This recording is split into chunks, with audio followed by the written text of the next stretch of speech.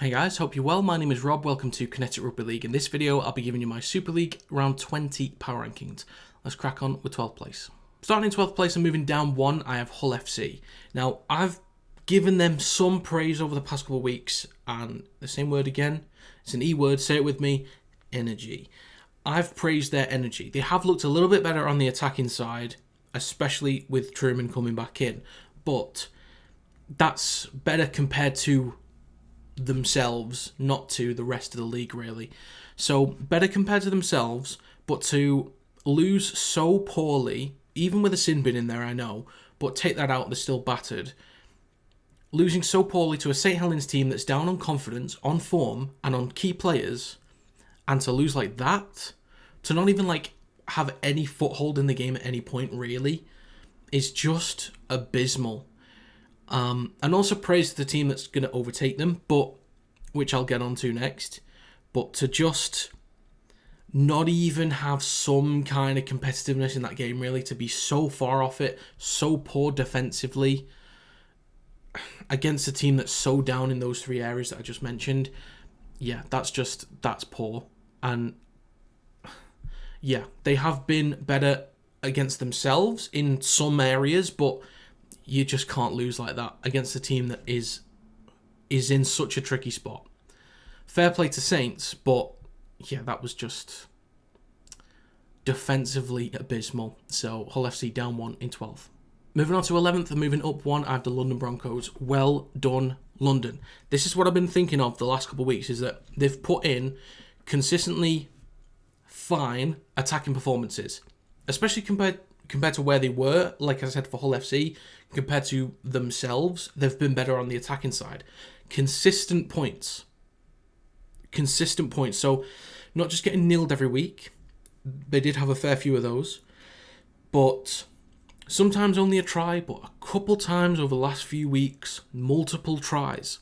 And the moment they have one resilient defensive performance, especially like they had against Salford months ago when it was only 12-4, if they could do that again against somebody else whilst maintaining that consistent attacking point scoring performance, they could pip someone to the post. I didn't think it'd be against Catalans, I really didn't, but it just shows the kind of pride, the unity, the work rate that's been going into that London team. And I'm just really happy for them to be able to come up with another win like that. So in attack, they've been a lot better. Like the way that they attack the line, drawing in more defenders, individuals are kind of getting used to the pace of the game and making really key decisions. So individually and as a team, they've really been improving on the attacking side. I just was so ready to see a really resilient defensive performance.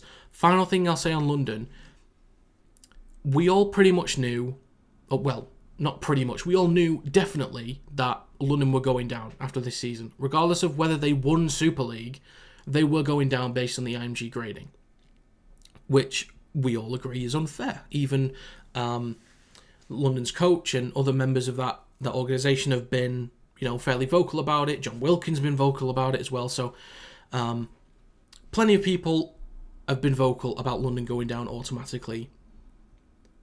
I hope to God they finish above Hull. And that is nothing against Hull, by the way. It is specifically against the grading system, which I do not like. I hate it. I think it's awful. We all knew they were going down anyway, and we knew that even if they did win Super League, they'd still be going down. But it would be such a middle finger to IMG if they actually managed to not finish last. And it is so possible. Now, here's the thing. Their points difference is so far off Hull. Now, one thing they could hope for, if they get one more win and Hull don't win any more games for the rest of the season, they need Hull FC to keep being battered, and their other losses need to be tiny so that they can keep bridging the gap to Hull FC. And if they can find one more win, they can maybe move above Hull based on points difference. So yeah, I want London to move up just to give a middle finger to IMG. Now, there are people that work for them who have faces, but if IMG as an organisation had a face, I would love to look at it. If London finished 11th, I would just love to see it. But yeah, that's enough on London. But well done to them, and I really hope they can move up. I really, really do. But London Broncos up 1 in 11th. Moving on to 10th place, and still in 10th place, I have the Huddersfield Giants. Decent first half against Wigan, 8-0. You kind of feel slightly comfortable because they have to go and score 2 tries, and you could at least try and put up some penalty points in that time, or maybe even put up another try yourself. So, a little bit comfortable at half-time, and to hold a team like that to 0, even with, some key players missing and still some kids in there, but good effort from them in the first half, and then just throwing it all away in the second half. Fair play to Wigan on that, who I'll get to.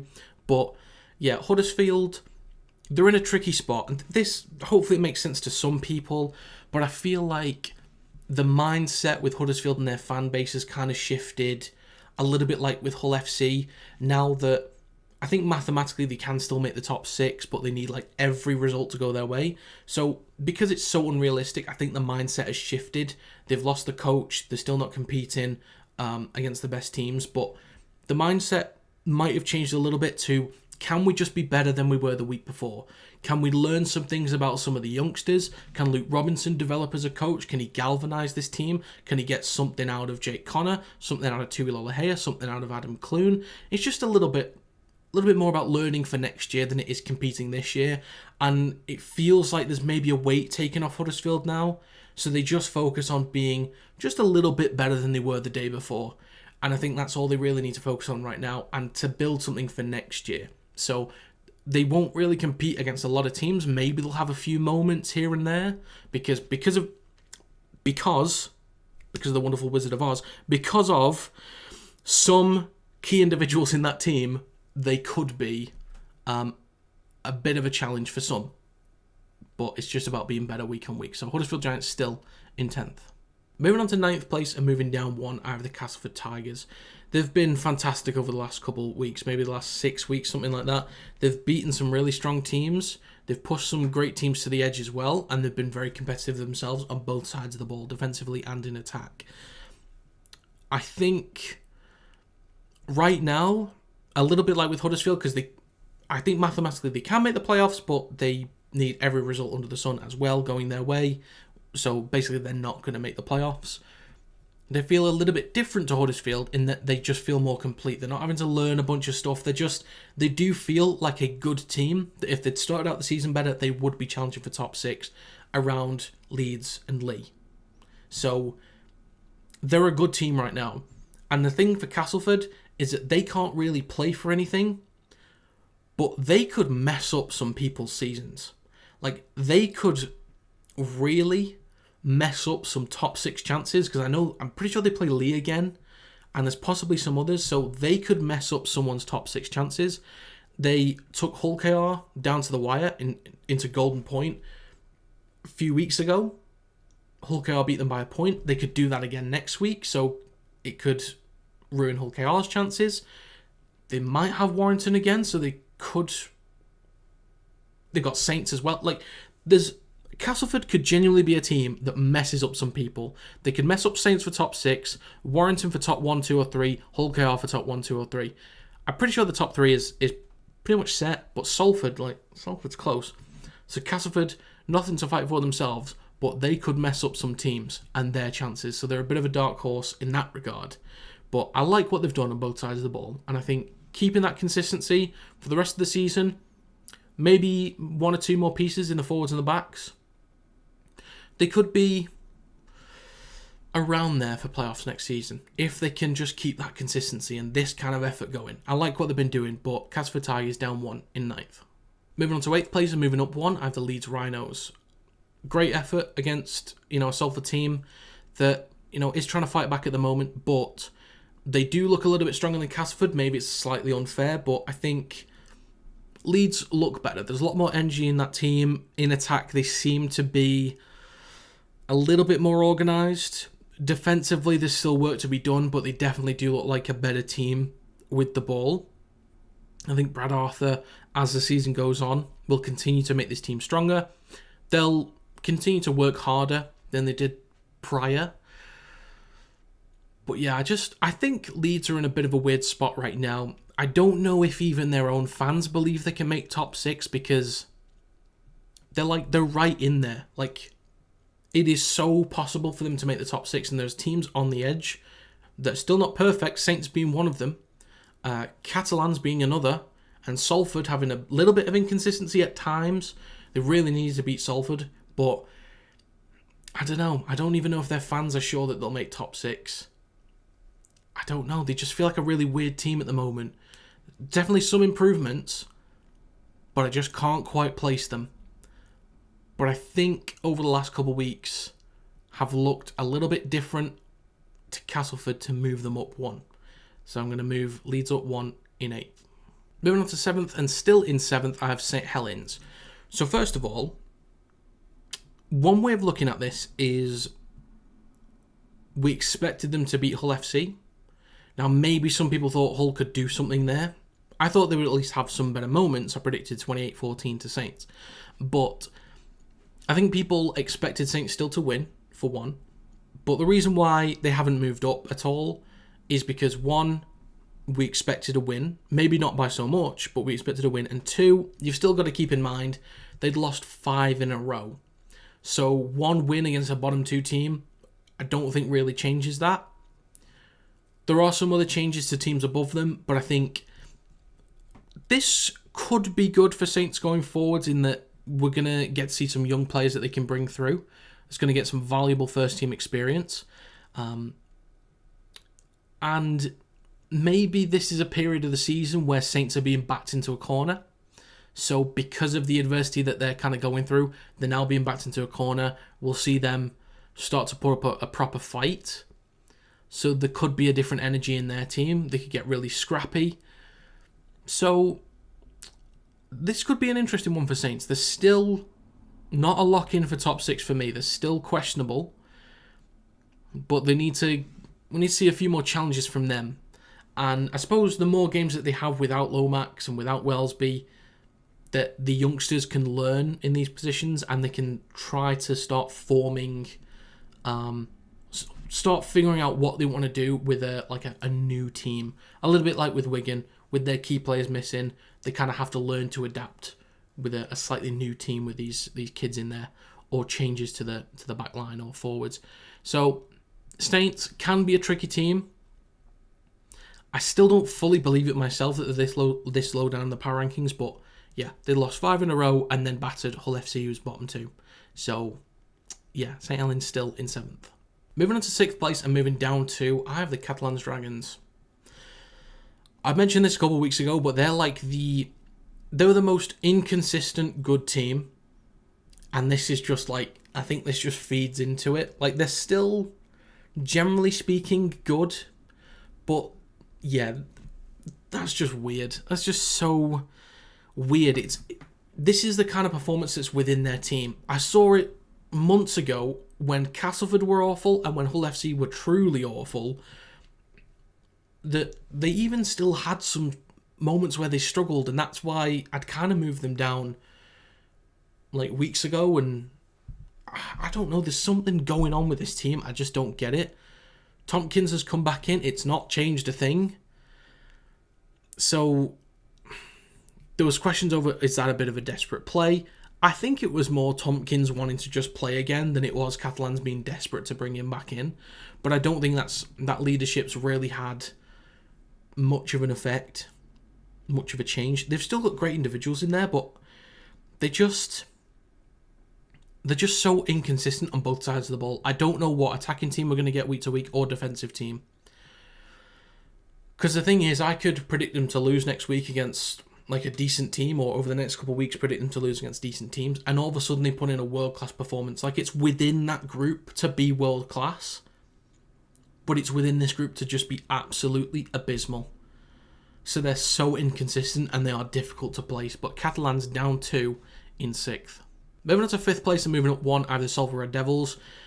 Could have been a loss against Leeds, but they were coming against a Leeds team that's got a bit of new life in them. And to come away with a win is really strong for them. Obviously, Catalans had to move down. I think Salford, they've been a little bit shaky, but for the most part have been fine, I'd say. They can still control games pretty well. They can still be a bit of a nuisance on the edges, with the centres they've got in McDonald and Laffey. they can create a lot of opportunities. I think sometimes their forwards can be quite underrated, but they can really take the fight to a lot of teams through the middle. And of course, Mark Sneyd running the kicking game is excellent. A lot of people saying he's the best in the league. Some people just say he's up there, but, you know, he's a fantastic player and runs games extremely well. Salford are in 4th place right now. Are they a dark horse for League Leaders Shield? Technically speaking, yes. Because they're only 4 points off Hull KR and Wigan. So depending on how Wigan and Leigh goes, and Wigan and Leeds go, Salford are kind of in that fight a little bit. So a few results go their way. Salford are a sneaky League Leaders Shield team. So, and it almost doesn't feel like they should be, but they kind of are. So, Salford, I need to see a few more challenges from them. So I feel like they play up to the occasion. So when there's a big game, they'll play up to it and they'll be ready to go. Mark Sneyd makes sure they are ready to go.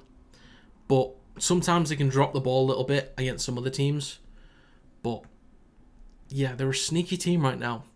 I think people are forgetting that. They are a very sneaky team. So Salford Red Devils up 1 in 5th. Moving on to 4th place and moving up 1, I have the Leigh Leopards. Good effort, especially on the defensive side against a strong-looking attacking Castleford team at the moment. 20-10. It's not the biggest scoreline in the world, but I felt like they had enough control over that game. They've won 4 in a row, I think. I think it's 4. So, to me, they feel a little bit like, and bear with me on this one, they feel a little bit like Catalans in that I don't know quite how good the attack or quite how good the defence is going to be, but I trust them more to compete on a week-to-week basis. If that makes sense. So, I'm not quite sure how good it's going to be, but it's never bad, like with Catalans. So it's either just fine or great. Whereas with Catalans, it's great or really bad. So that's the difference. They feel a little bit more consistent to me with winning 4 in a row and against some strong opponents as well. Some really strong opponents and some tricky teams in some weird spots. So defensively, got some resilience in there as well, and they need to keep that up. And on the attacking side, not bad, especially I think Moylan was missing that game as well. So not bad with missing such a key player.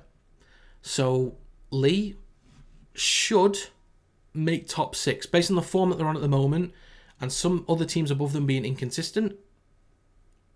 They should make top 6. But teams like Catalans, they've got a really easy ride. Like, they play London again. Like, you would have thought it'd be 2 easy wins against them. They got Hull FC twice, but obviously, we saw what happened. So Catalans technically have an easy ride. Saints have a few challenges in there. Leeds have a few challenges as well. So maybe they can get it done. It feels like they should do. Based on how strong they are, it feels like they should make the top 6, surely. But they do need a few results going their way. But right now, they're doing a great job themselves. So Leigh Leopards up 1 in 4th. Moving on to 3rd place and moving down 1, I have the Warrington Wolves. The performance against Hull KR was... I don't think it was necessarily bad. Like, I don't think the efforts defensively were poor. I think there was a good effort. It didn't feel like people were slacking off, like we had seen multiple times under Darryl Powell. Didn't feel like we slacked off. In attack, it definitely felt like we had a go. Like, Williams definitely tried a lot with the run game. Duffy really tried a lot as well. But I think it was just Hull KR being as good as they were. So obviously I'll get onto Hull KR because they haven't been mentioned yet. So Warrington, I think, were okay. There was a good effort. They were just beaten by a better team. We lost significantly through the middle. We were bullied significantly badly through the middle. The first 10 minutes.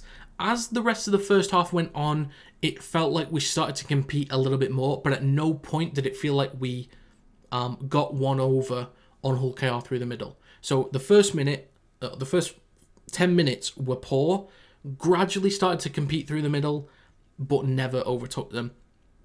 Good efforts on the edges, but it felt like sometimes it was a little bit predictable. And the one thing that kept bugging me was we'd go for a play on the 4th tackle. George Williams would be the one that runs at the line. He wouldn't pass the ball off to Roderick Ty or skip Ty and get the ball out to Thulis. So he was the one that was being tackled. Our attacking shape is all over the place, and then we have to rush that ball to drink water, and he has to rush a kick, which was very ineffective. And then even sometimes where it was Dufty in that position, we have to rush the ball to Williams. We just weren't set up on the last tackle. And that was probably his worst kicking game in a wire shirt. Like, short range kicking, it wasn't like, didn't really get too involved with that. But that was his worst kicking game in a wire shirt. He was put under a lot of pressure. Some of it was his fault, some of it wasn't. But it was just... The main thing I'm okay with is that it just wasn't a bad performance. We were just beaten by a better team. That's the one thing I'm at least okay with. We didn't just completely shit the bed. We were just beaten by a significantly better team on the day. So, Warrington Wolves down 1 in third. Moving on to second place and moving up 1, I have the Hull Kingston Rovers. As I said, in the Warrington section, they just bullied us through the middle. They were brilliant. They had real intent. They just came with a lot of strength, a lot of energy. The way they spread the ball was very quick. They noticed as well that it was going to work from the start, and they just kept going with it. Another thing was they kept doing the chip kicks over on the left edge from Mikey Lewis. Roderick Ty, Josh Thulis were under pressure a lot. They didn't really deal with it. So they realised that's where they could get one up, especially with an experienced winger like Ryan Hall. They just kept going with it, and it worked out plenty of times as well in both halves. Another thing as well is defensively, Matt Duffy had a lot of carries trying to attack the edges, but the moment that they got a hand on him, he was down. They didn't allow Matt Duffy to miss tackles and like just get away from others. They got him locked down pretty quickly, and that's fair play to them. The defensive line speed didn't feel like it was like just going all out to rush up. There was plenty of times where they pinned Warrington back where the defensive line speed was good, but through the middle, it looked like they were more focused on just making the tackle, like being reliable in the tackle, rather than trying to be quick and push up to Warrington's attacking line. So they just looked really reliable defensively. The kicking game looked good. The chases were good. Pinned Warrington back a lot. And yeah, just the main thing from them, bullied us through the middle. And they were just... It just felt like they wanted it more. There was more energy, more determination. They just got it all right. I don't think there was a bad thing about their performance. Don't think so. I don't think there's anyone that was slacking off.